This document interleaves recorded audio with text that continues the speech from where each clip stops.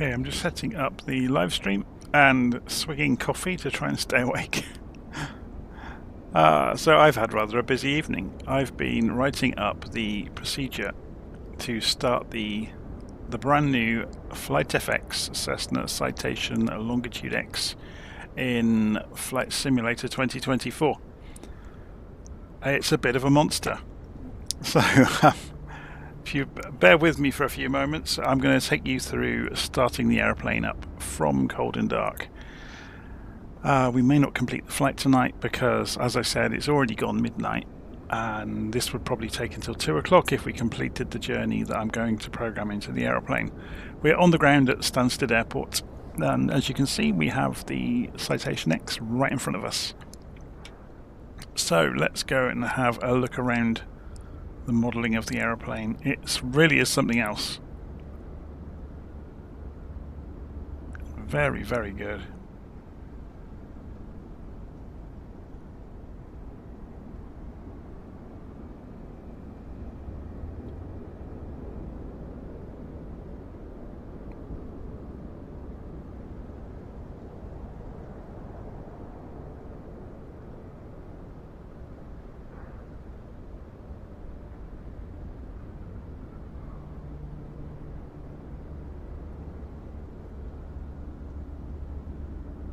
So just going to pan around gently around the aeroplane and we'll have a good look at it. So as you can see, it works with custom tail numbers, so it all integrates nicely with the simulator, and the the walk around mode. You can interact with the covers on the engines and things like that. It's pretty amazing, actually.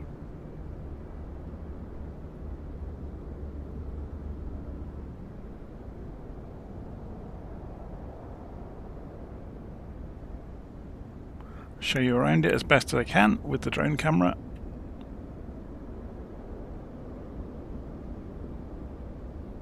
So you can see a hint of the attention to detail there with the textures, and the modelling is just crazy.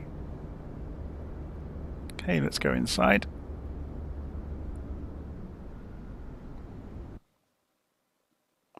So within the cabin, obviously you've got doors there through to the flight deck. We'll fly the drone camera through them in a moment, but they've taken some care. So there are some options within the EFB in the aeroplane to put things out in the cabin, like food and drinks and things.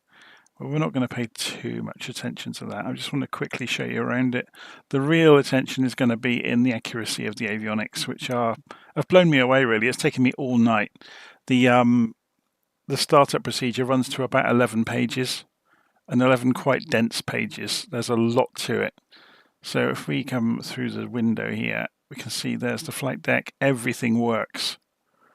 So I think, well, actually, apart from the breakers, I think there's quite a number of breakers that don't work. But in terms of actually functional switches and buttons and things, you know, that do obvious things, they all seem to work, which is fantastic fun. So yeah, it's kind of a middle ground, this aeroplane. It doesn't have the auto throttles, or not that I've discovered, that the Asobo Citation has. So you got a little bit hard. How do you put this?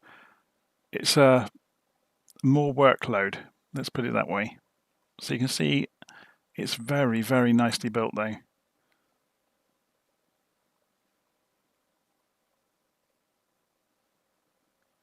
And there's our pilot for the day.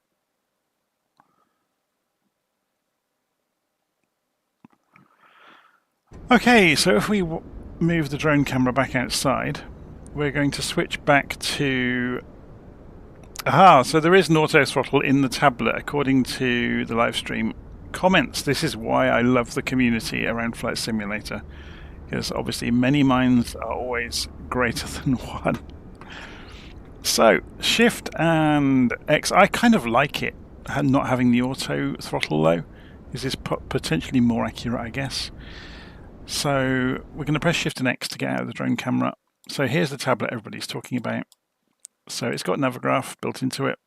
So you see I've integrated Navigraph. It's got a moving map display as well, which is all nicely done. It's got the weights in here. You can import from SimBrief. I'll show you where that is again in a moment. So ground services, so you can go and remove the chocks, close the main door, get rid of the instrument covers. You can also do this in the walk around mode, but we'll do it here just for the moment. We can go ahead and attach ground power to the aircraft. And then in config, I'm guessing this is where we're going to go and find the controls we have. Auto, oh, there we go, look, enable an auto throttle module. Yeah, I'm going to do without it because I think it's more fun having more to do. But that's just me, and I'm a bit crazy like that. So you've got shortcuts here to change the state of the aircraft. You've got options around the units used. You can calibrate your throttles. So I've set mine for cruise, climb, and takeoff on my Thrustmaster quadrant. It just uses the buttons, so you just move the throttles to the correct place and press the button to set the indent. Oh, see, yeah, the indents. Cabin layout. So as I mentioned, you can do things like having pizza lunch boxes and things. So we can go and open those doors and have a look around. If I turn everything on, so we've got box lunch, pizza, or plated dinner. Let's go for plated dinner and wander down the cabin and see what happens. So I'm guessing we have to take the tables out to see it. Yeah, there we go. So, oh, you only get it on one side. Looks good though, doesn't it? Looks quite tasty. Okay, so we can go and put that dinner away and come back out of the tablet for the moment. So I am going to work through a checklist. I'm going to show you a preview of it. It's taken me all evening in between watching the European semi-finals of the women's football tournament. So if I put in C750, it will come up. And here's the first draft. And it goes through setting things up. We've got pre-flight, and you can see it goes on and on and on and on and on and on. It takes you all the way through everything you'll need to do. And I'm going to walk through that with you right now to see how to do it. So first things first, we go to the tablet. We already put the ground power on, didn't we? So if we go into ground services, we can see the ground power is there. And then inside the aircraft, we're going to press Shift and 1 and go to the external power down here and switch it on. And you'll see the backlighting of the switches will come on when we do that. And then we're going to go and turn the standby power on as well. And then emergency lights go to armed. I'm just going to get rid of the yokes out of the way because they really are going to get in our way. So the emergency lights go to armed. The left and right battery switches go to on. The ICAS switch goes to on, and that brings up some of the primary systems. And then over on the other side of the cockpit, in the lights section over here, we're going to go and put the ground lights on. And we're going to go over to the APU panel now on the far right side of the cockpit. And we're going to go and turn the APU master on. And we're going to start the APU. So you'll see the RPM come up. And we're going to wait for it to say ready for load on the indicator above the APU. So obviously when that gets to 100, it will suddenly be ready for load. Let me just check the volume levels, make sure you can hear everything I can. Okay, it's saying ready for load. So generator on.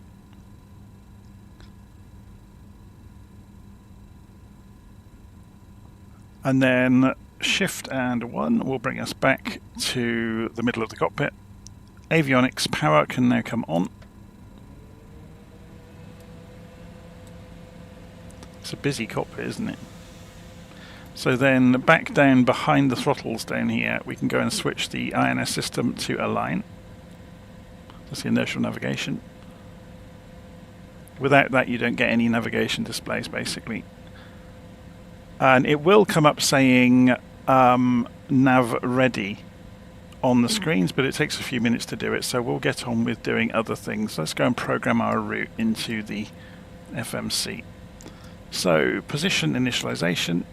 We wait for this to load. It brings up the GPS coordinates, so we can say load on the GPS coordinates, and then we can go back into flight plan. It knows we're at Stansted already, which is good, and we'll say for our example today, we'll go to Edinburgh, so EGPH.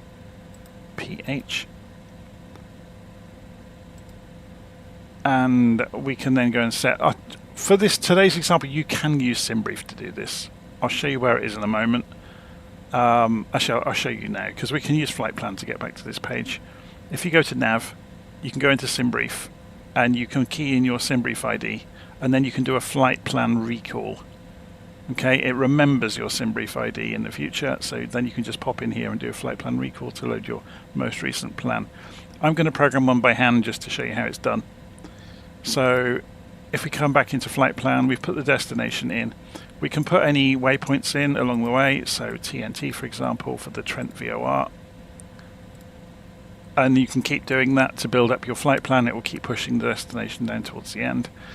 Once you've done that, you could go and program your departure. You can either do it here, or you could go and, if you go and press, I've got to remember where this is now, nav. And in here you can get just like a main menu, so you can get to departures. So you can say runway 22, the Barkway 5 right, or Romeo standard instrument departure, and then we can activate that. So that puts the waypoints in. Obviously you can use next and previous to go through the legs. So if we wanted to go and do the arrival, we press nav, then arrival, and runway 24 into Edinburgh for example, ILS for 24, vectors, we can choose then the star, so AGPE1E, and come back into arrival and activate that. So that will have put all of the pieces of the star and the approach in. So then if we go flight plan, well, we're already on flight plan, aren't we? So we can see we've got 6 pages of it now. If we flick through, we'll be able to see any discontinuities. So there's one. So you can just press del and remove discontinuities. So there's another one. I'm just showing you this. I'm not saying this is the correct way to do things, I'm just showing you the functionality. Okay, so we've got the basic data in. So you can go to performance initialization as well, and there's 4 pages of it. So you can go and put in your data about the aircraft, the weights and balances, and you can confirm it when you're happy with it. So you can obviously put in your passenger weight and cargo weight and all the rest of it. And you can go through to takeoff and see your takeoff parameters and confirm it.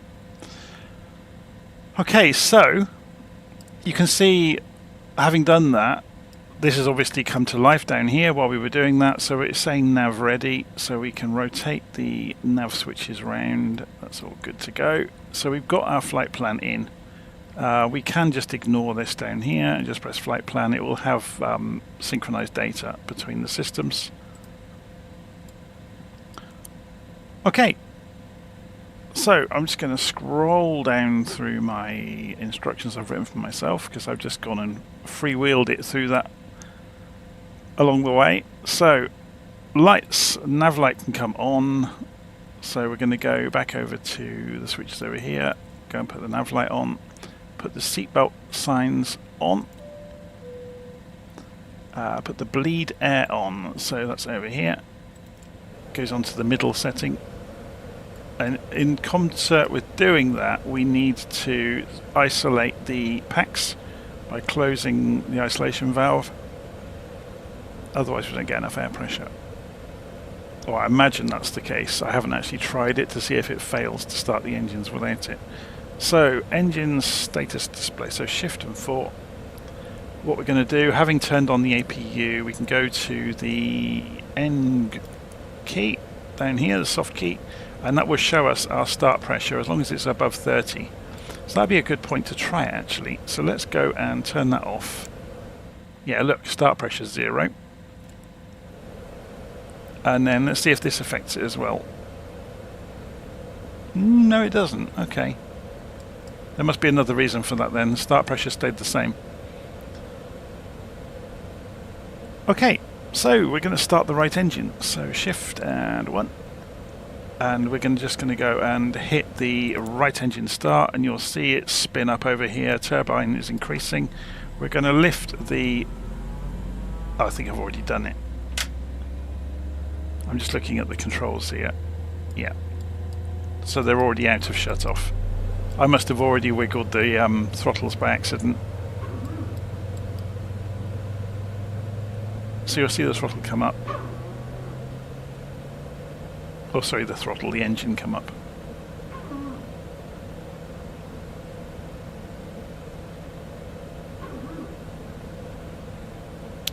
And then to start the next one, left engine start, and as I said, the throttle's already been lifted out of shut off, so it's not an issue. So we just wait for the turbine to come up.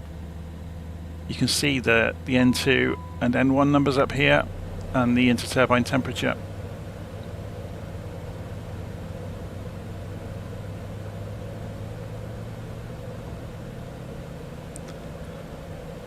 Okay, so once you've started the engines, you can go and check some of the systems around the place. So if we go and look in the fuel and hydraulics, for example, you can see the A and B hydraulic PSIs being generated by the engines. So we know the hydraulics are working as well. You can see there's trim here as well. We'll sort that out in a bit.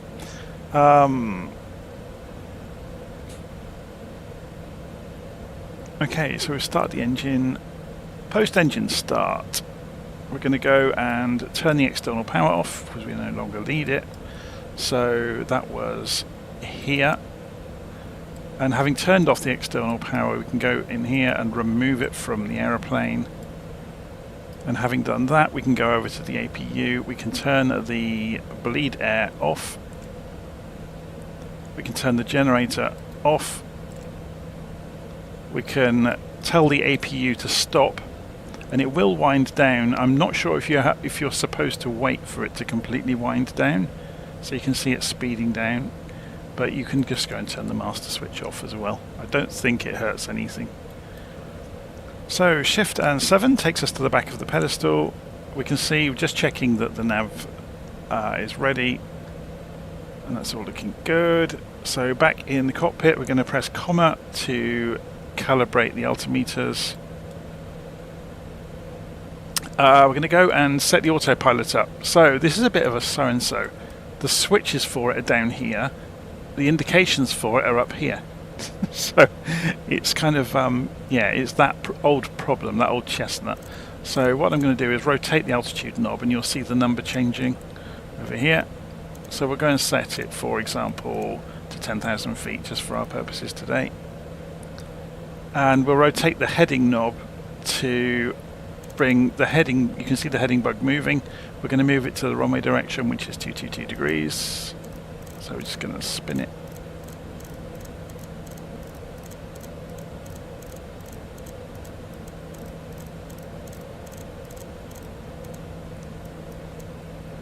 Okay, done.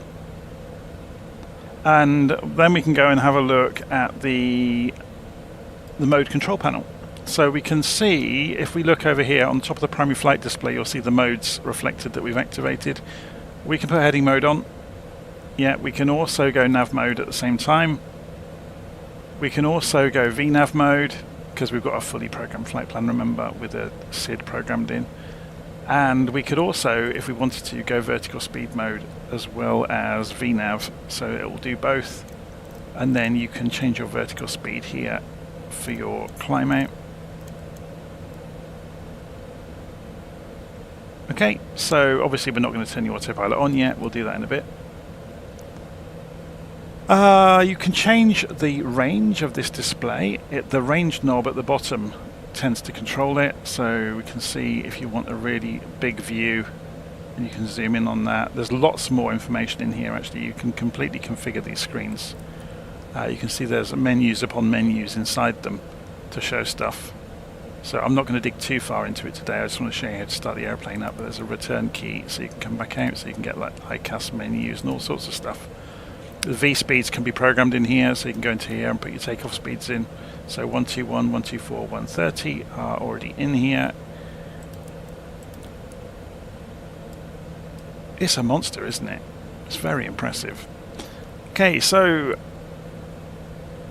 down on the radios, if you were using air traffic services from, say, Intentions or Beyond ATC, you could come and put in your com radio frequencies and set up your transponder in here. So to set the transponder, you need to move the view a little bit to get to the knobs. So what you would do is go and set this, for example, and then you can change the numbers with the wheels. Yeah, so it's fairly straightforward. And then same here, so you can change the mode with the knobs. Okay. Okay, so we're going to prepare to taxi. We've got the engines up and running, so Shift and 6 brings us back. We can go and put the taxi light on. So if we go and have a look outside, see our airplane's almost ready to go. So Shift and 5 will bring us back in, and we can put the recognition lights on. And let's go taxi to the runway, shall we? So I'm just centering the views up. We can move the tablet a little bit out of the way if it's in our way, so we can do that and move it to one side. So I'm not going to do pushback, I'm just going to spin us round on the spot. Before we do that, let's go get the flaps to take off, and parking brake is off. And we'll just gently maneuver our way across the runway. Aha! So apparently you can hover your mouse over these. No, you can't. There must be another way of doing it. You can hover your mouse on the screw. Oh, it's the screws on the glare shield. I see.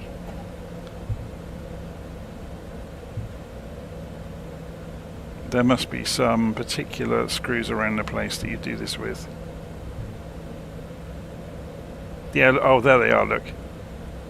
So you've got altitude and heading. Very clever. Okay. To be honest though, I'd rather use it the way the aeroplane is, rather than have kind of hacky ways of doing things.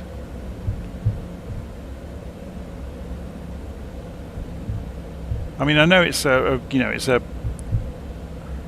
it's nice to have that, but that seems like it breaks immersion, because the real airplane, you can't turn screws in the cockpit to change the heading. That's just me. Me being pedantic.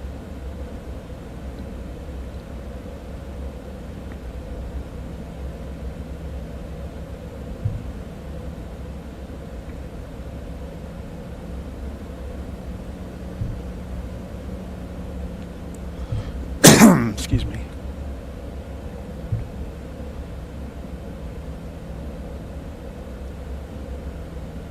I think I've switched off all the traffic, so we shouldn't see anything. We're just making our way around to runway 22.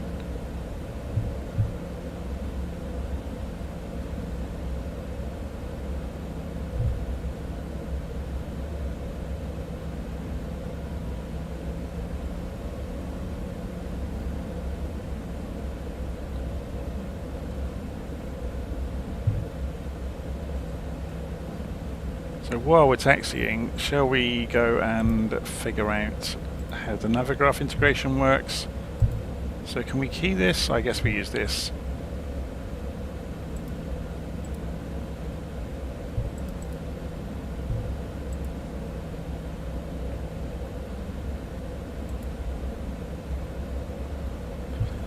So we want to do the SIDS and the BKY5R departure.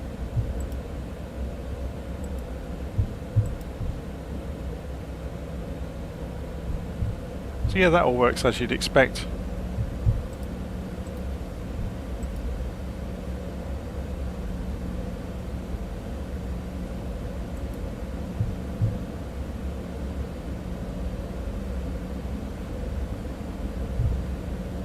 we get a night mode in here? Yes, we do. Very cool.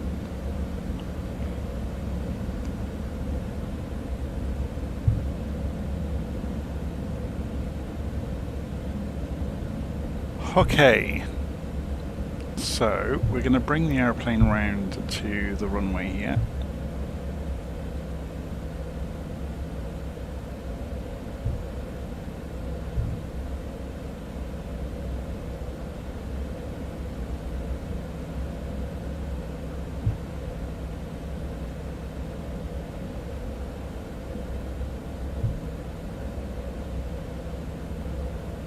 It's funny, isn't it? Old habits die hard. Because I'm so used to doing group flights where you're looking out for other people, I'm always looking out of the windows to see what's coming.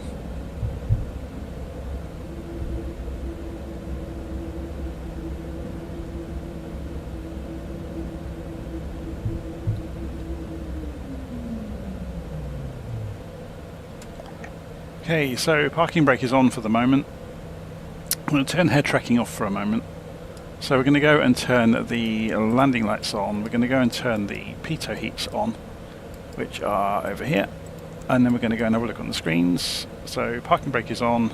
It's saying no takeoff. Pack open. So it wants the packs opened, I guess.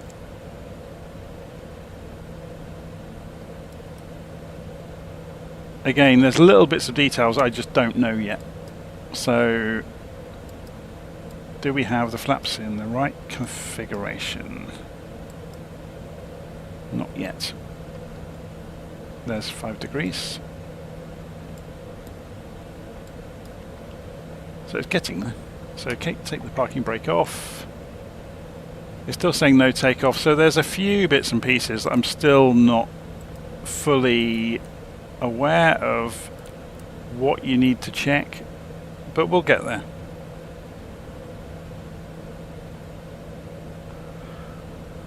Okay, so we're going to ease the throttles forwards, we're off the parking brake.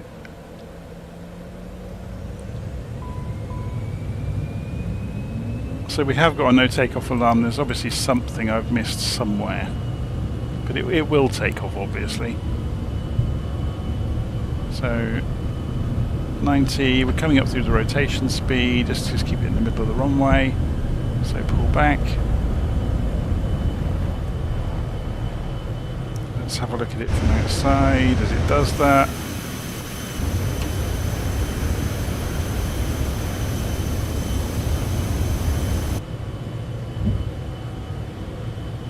So autopilot on. And it's immediately gone to LNAV and VNAV for the altitude. Remember, we have to be careful with the throttles because I haven't got the auto throttle option switched on.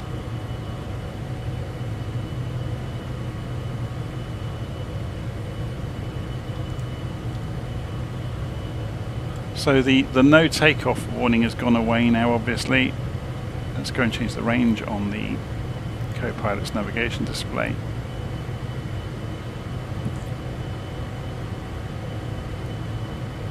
So if we did want to completely ignore the constraints, because you will see that we've got some constraints in play. If we go next, you can see above 3000 and then holding at 4000 until D169B, which is around the corner basically. If we go and increase the range on this, you'll see it.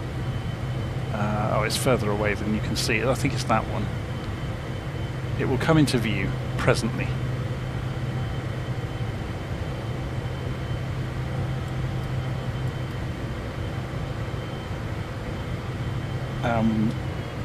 Yeah, so we're overspeeding, look. That's me not keeping an eye on things. So just pulling the power back. It was only 20 knots too fast.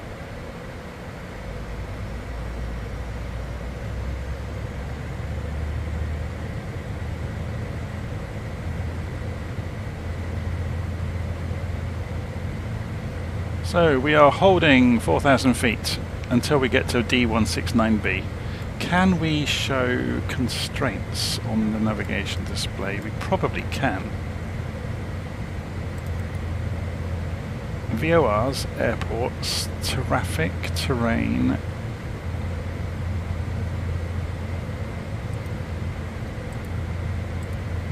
Or maybe we can't.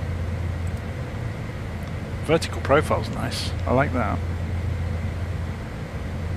And then it's got the climb coming up. Look, so once we come through, is it D357 is the point we can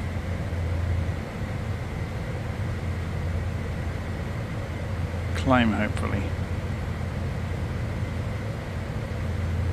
Obviously we could go and just do flight level change if we've been instructed, for example, if we pretended that.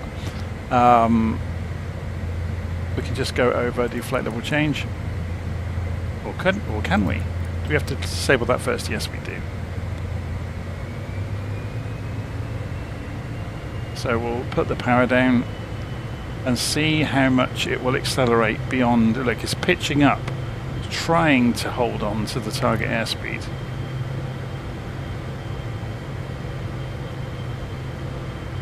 I wonder how you manipulate the target airspeed. Does it use... Yes, it's the same as other aeroplanes.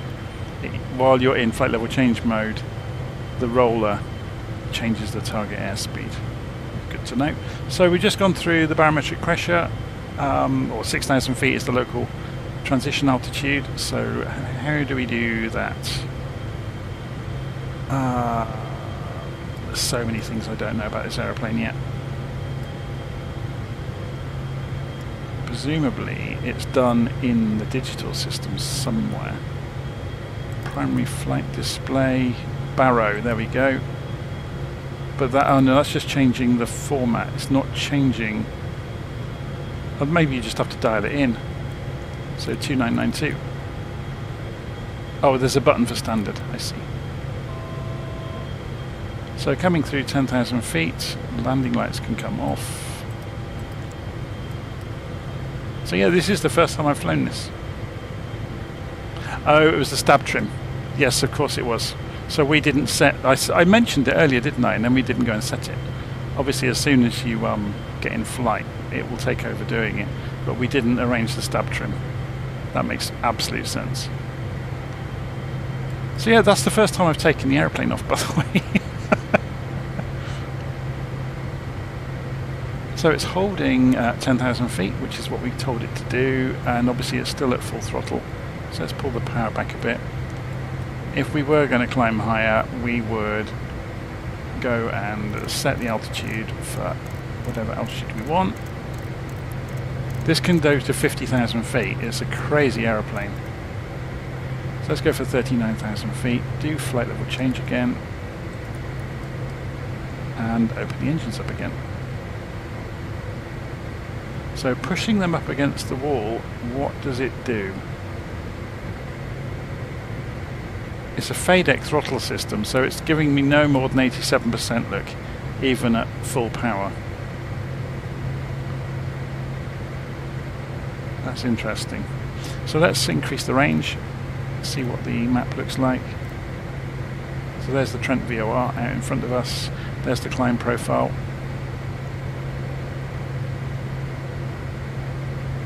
It's good, isn't it?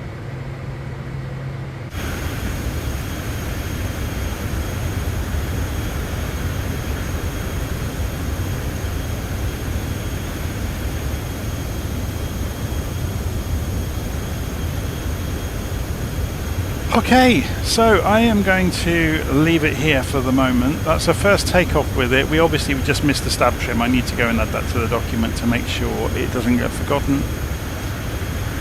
But other than that, it's a hell of a plane, isn't it? I noticed looking at the checklist inside the aircraft, I've been digging through them, there's quite a lot of bits and pieces missing in the checklist. I'm not sure if there's any documentation for the aeroplane yet. So I've cribbed from knowing how other aeroplanes operate and going through the checklist in it and looking around the cockpit to see what we have to play with. There's obviously going to be more to learn as we go on with it, but yeah, amazing new aeroplane. Really looking forward to getting used to it. Looks amazing as well, doesn't it?